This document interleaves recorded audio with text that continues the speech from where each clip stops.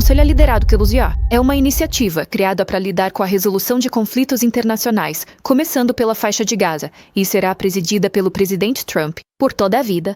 Os países que aceitaram o convite incluem Argentina, Azerbaijão, Bielorrússia, Hungria, Cazaquistão, Marrocos, Emirados Árabes Unidos e Vietnã. O primeiro-ministro Netanyahu definiu derrotar o Irã como um dos principais objetivos de seu legado histórico. Em segundo lugar, como o coronel Eisenberg apontou, nós havíamos alcançado quase total superioridade aérea sobre o Irã, e o Irã ainda não conseguiu reconstruir aquelas defesas aéreas sofisticadas que possuía. O porta-aviões, junto com seus destroyers e aeronaves, oferece aos EUA capacidades que vão desde ataques aéreos de precisão e mísseis de longo alcance até vigilância e uma presença dissuasora poderosa. Além disso, ativos da Força Aérea dos Estados do EUA foram realocados de estados do Golfo para a Jordânia, posicionando-a como a principal base avançada do CENTCOM contra o Irã. De acordo com um relatório elaborado por médicos iranianos, o número de mortos nas manifestações no Irã já passa de 16.500. O presidente Trump está agora dizendo pela primeira vez que é necessária uma mudança de regime. Ao mesmo tempo, Trump indica que a diplomacia ainda é a solução preferida. Mais informações com Steve Leibowitz, da ILTM. O relatório, elaborado por médicos iranianos, afirma que a maioria dos mais de 16 mil mortos são jovens com menos de 30 anos e que outras 330 mil pessoas ficaram feridas, sendo que grande parte do massacre brutal do governo contra seu próprio povo ocorreu em um período de 2 dias. O regime agora está se movendo para consolidar o controle após semanas de agitação mortal que começaram devido à crise econômica, evoluindo para desafios diretos ao regime teocrático do Irã. Pela primeira vez, os Estados Unidos, o presidente dos Estados Unidos, Donald Trump, parece pedir o fim do governo do líder supremo Ali Khamenei no Irã. Trump disse ao político que é hora de buscar uma nova liderança no Irã, criticando Khamenei pessoalmente e chamando-o de homem doente, que deveria parar de matar pessoas. Trump descreveu o Irã como o pior lugar para se viver em qualquer parte do mundo e disse que a melhor decisão do líder supremo foi cancelar a execução de mais de 800 dissidentes políticos. Publicamente, Trump disse que a suposta decisão do Irã de cancelar as execuções planejadas de manifestantes teve um grande impacto em sua decisão de não lançar um ataque militar, pelo menos por enquanto. Autoridades árabes e israelenses convenceram você a não atacar o Irã? Ninguém me convenceu, eu me convenci. Ontem você tinha agendado mais de 800 enforcamentos. Eles não enforcaram ninguém, cancelaram os enforcamentos. Isso teve um grande impacto. Em meio a gritos de morte à América, Khamenei mostrou-se tudo menos agradecido em sua mensagem ao Zawa. Presidente, o primeiro-ministro Netanyahu e o presidente Trump conversaram 2 vezes nos últimos 2 dias, enquanto o Irã continua ameaçando com retaliações contra Israel e os Israel. Bases em toda a região, caso os exaus. Greves. O premier deu esta mensagem aos iranianos ao abrir o Conselho de Ministros. Toda a população do Estado de Israel e também o mundo inteiro está indignada e chocada com a tremenda violência sofrida pelos corajosos cidadãos iranianos.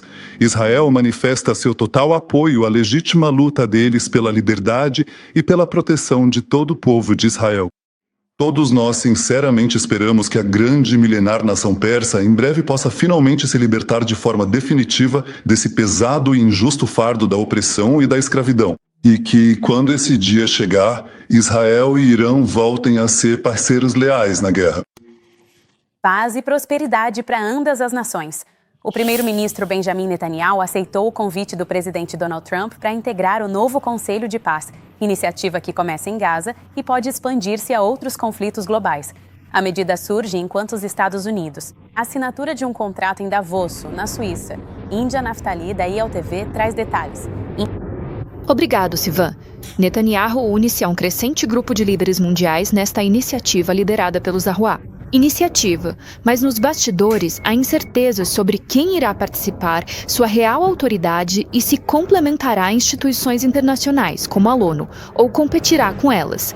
O premier Benjamin Netanyahu aceitou o convite americano. O presidente Donald Trump convidou Netanyahu para integrar o recém-criado Conselho da Paz, segundo um comunicado de seu gabinete. O Conselho é liderado pelos IA. É uma iniciativa criada para lidar com a resolução de conflitos internacionais, começando pela faixa de Gaza, e será presidida pelo presidente Trump por toda a vida. Os países que aceitaram o convite incluem Argentina, Azerbaijão, Bielorrússia, Hungria, Cazaquistão, Marrocos, Emirados Árabes Unidos e Vietnã. A medida ocorre enquanto a Casa Branca se prepara para uma cerimônia formal de assinatura para lançar o conselho, marcada para quinta-feira em Davos, Suíça, durante o Fórum Econômico Mundial. De acordo com um convite confirmado por autoridades do ZOA, líderes mundiais foram convidados a comparecer e assinar a Carta do Conselho, já que Washington busca acelerar a segunda fase de seu plano de cessar fogo em Gaza. No entanto, apenas alguns países confirmaram que seus chefes de Estado irão participar.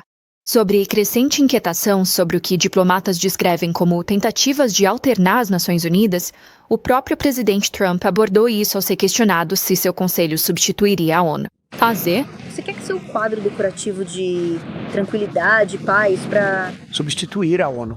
A ONU não tem ajudado. Sou um grande fã da ONU. Potencial, mas nunca correspondeu ao seu potencial. A ONU deveria ter resolvido todas as guerras que resolvi. Eu nunca fui até eles. Eu nunca sequer pensei em ir até eles. Eles deveriam ser capazes de resolver essas BAs.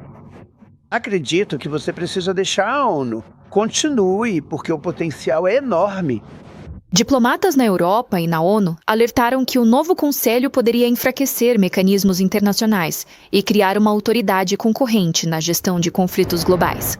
Com a assinatura amanhã, o Conselho de Paz passa de ideia a um órgão diplomático concreto. Não está claro se o projeto funcionará com instituições atuais, como a ONU, ou se operará como estrutura separada para a próxima fase de Gaza. E isso certamente levanta questões sobre como os dois coexistiriam. Sivan? Obrigado. E para discutir a segunda fase em Gaza, bem como a situação atual com o Irã, está conosco o nosso painel de hoje. Coronel Miri Eisen, pesquisadora sênior no Instituto de Contra-Terrorismo. Yasser Friedman, o diretor executivo do Instituto Misgav para a Segurança Nacional. Sejam bem-vindos ambos ao programa. Yasser, gostaria de começar com você. Quais são os seus pensamentos sobre os Estados Unidos avançando para a segunda fase em Gaza, assim como convidando Turquia e Catar para este Conselho de Paz? Bem, obrigado, Andy. Precisamos lembrar que o primeiro ponto do plano de 20 pontos do presidente Trump é que Gaza será uma zona desradicalizada e livre do terrorismo. Agora, há absolutamente pessoas no Conselho de Paz, no Comitê Executivo, pessoas que eu conheço pessoalmente, que são verdadeiramente dedicadas à segurança de Israel, à paz duradoura entre Israel e Gaza. Mas o diabo, especialmente ao lidar com Hamas, está certamente nos detalhes. E como todos esses diversos órgãos internacionais, conselhos e comitês vão realmente levar ao desarmamento do Hamas, eu acho que ainda está para ser visto. Coronel Eisen, eu quero lhe perguntar realisticamente, quais são as opções de Israel em relação à segunda fase em Gaza? E como o risco representado por possíveis membros desse conselho, como Turquia e Catar, pode ser mitigado por Israel de alguma forma? Emily, nós já aceitamos a segunda fase quando ela foi assinada ou apresentada pelo presidente Trump. E quero lembrar a todos que o que nós, por assim dizer, pagamos foi porque recebemos de volta, em 13 de outubro de 2025, 20 reféns israelenses vivos. E eu coloco isso em pauta porque uma coisa precisa estar conectada à outra. Por isso, e esses são os 20 vivos e a maioria dos mortos. E ainda temos Ham Givelaw, que não foi devolvido. Tivemos que ceder. Não sabíamos os detalhes do acordo, e como o Asher disse muito claramente, agora o diabo está nos detalhes.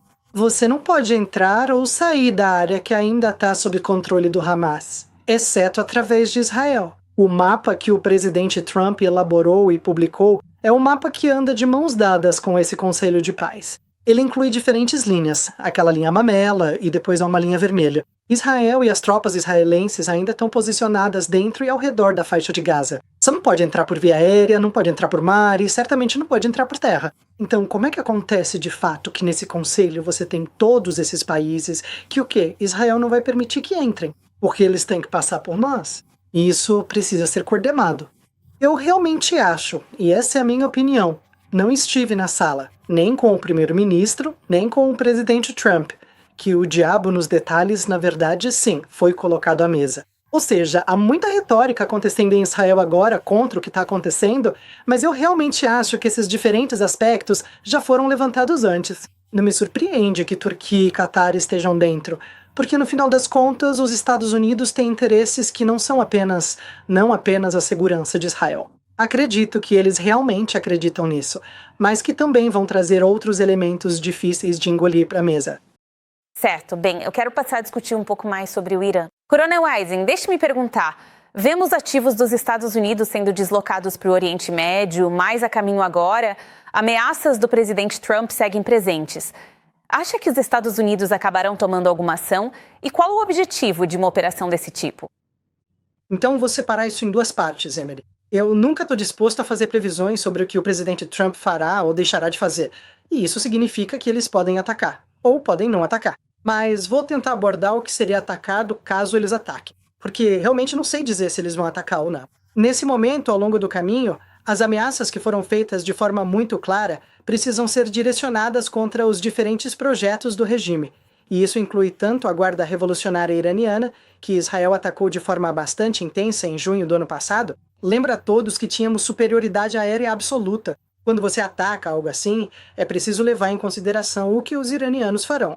Então, espero que eles ataquem alvos da Guarda Revolucionária Iraniana, a defesa aérea e talvez alguns dos mísseis que acredito que o Irã tentaria disparar contra nós. Mas, além disso, e Israel realmente não fez isso em junho de 2025, nem os Estados Unidos, é atacar os símbolos que estamos vendo agora. Pode ser contra o líder supremo. Pode ser contra, não apenas os próprios símbolos, mas as diferentes estruturas que abrigam esse regime islâmico. Aquele que toma as decisões que têm sido tão horríveis para o povo iraniano, o povo de língua persa, ao longo dos últimos 40 ou 45 anos, e certamente nos últimos anos, em que eles não têm economia, não têm eletricidade, não têm água, não têm futuro e estão sob sanções. E eu acho que esses diferentes aspectos seriam atacados pelos Estados Unidos caso eles escolham fazer isso. Agora, Escher, o New York Times citou um oficial do Zuzua que afirmou que o ataque foi adiado, porque Israel pediu ao presidente para adiar. Há também muitos rumores circulando de que Israel talvez não estivesse militarmente preparado para lidar com a retaliação de uma luta prolongada com a República Islâmica. Há alguma verdade nisso, no que você está ouvindo? Bem, eu acho difícil acreditar nisso. Primeiramente porque o primeiro-ministro Netanyahu definiu derrotar o Irã como um dos principais objetivos de seu legado histórico. Em segundo lugar, como o coronel Eisenberg apontou, nós havíamos alcançado quase total superioridade aérea sobre o Irã, e o Irã ainda não conseguiu reconstruir aquelas defesas aéreas sofisticadas que possuía. Então, Israel ainda poderia, mais ou menos, controlar o espaço aéreo. Agora, a questão é, já reabastecemos totalmente o arsenal? As baterias de mísseis, antimísseis? Essa é uma questão que permanece, mas é muito difícil para mim acreditar que Israel teria dissuadido o presidente Trump por esse motivo. É possível que Israel tenha comunicado uma mensagem de que devemos deixar que os protestos sigam seu curso e uma greve pode ser contraproducente. Acho que é possível argumentar sobre isso. Precisamos lembrar de duas coisas muito importantes. Uma delas é que, pela primeira vez, o presidente Trump e o primeiro-ministro Netanyahu declararam explicitamente que a mudança de regime é o objetivo. E porque, como a coronel Eisen apontou, os fatores econômicos, onde vejo a base dos protestos, a desvalorização do real, os preços dos alimentos disparando, a escassez de água, isso ainda não acabou. Na melhor das hipóteses, pode ser que o regime tenha suprimido temporariamente os protestos. Vamos ver protestos de novo, repetidamente. E eu realmente espero que o presidente Trump, junto com seus aliados, tome alguma atitude. Agora, quero perguntar a ambos antes de encerrarmos. Vamos começar com você, Coronel Eisen. Quão provável você acha que é a queda da República Islâmica nesse momento, com base no que estamos vendo nas ruas agora? Acho que quando olhamos para o Irã de 2026, já estamos ouvindo vozes. E não vou dizer pós-regime, mas tenho a expectativa de que não pode continuar do jeito que está agora.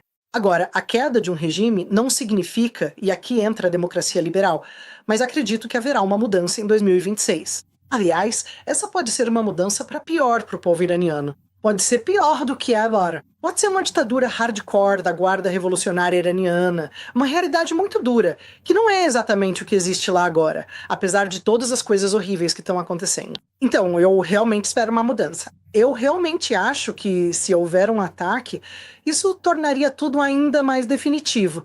Mas não posso dizer que o resultado disso será necessariamente o que todos nós esperamos, que é um futuro melhor para o povo persa iraniano, para o povo. Qual é a sua opinião? Você acha que veremos o fim da República Islâmica em um futuro próximo? Acho que a República Islâmica não tem respostas para a crise econômica, que provavelmente também está afetando os 5 milhões de sitiados. E eles também estão voltando para casa e não têm dinheiro suficiente para comida. E quando abrem a torneira, não sai água. Mas eu realmente acredito no que todos nós esperamos. Ver o Irã integrado à região, ver relações calorosas e abertas entre Israel e Irã.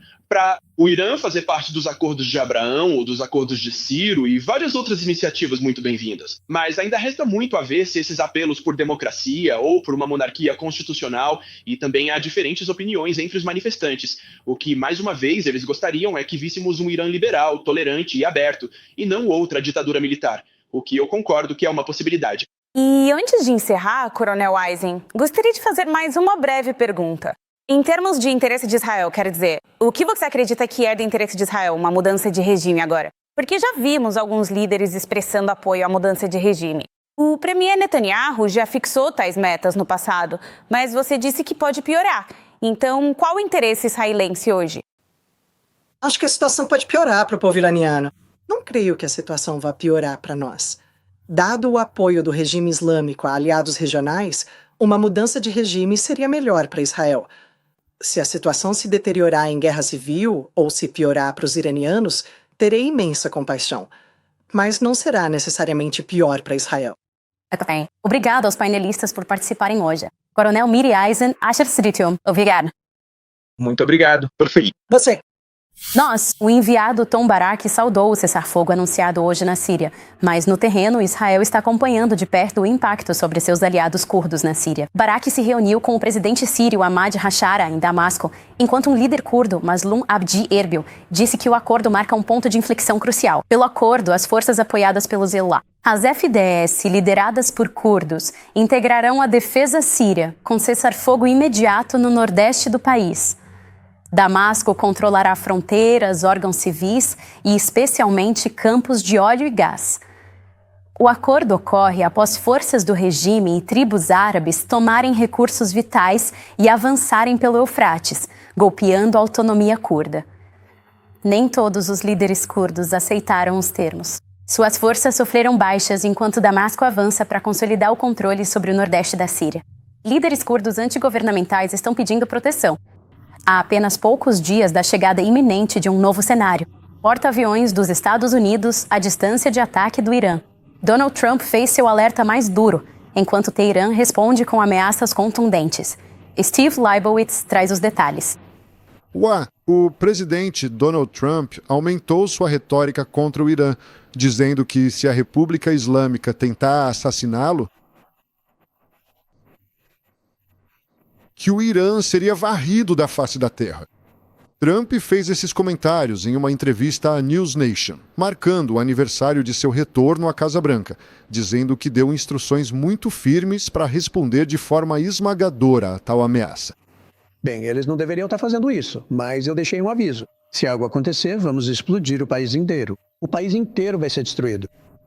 Então você sabe, originalmente, Biden deveria ter dito algo. Você sabe, quando eles fizeram aquela declaração. Nós sempre dissemos, por que o Biden não diz nada? Porque ele não disse. Mas um presidente tem que defender um presidente. Tipo, se eu estivesse aqui e eles estivessem fazendo essa ameaça a alguém, nem precisa ser um presidente, mas qualquer pessoa, como fizeram comigo, eu com certeza reagiria com muita força.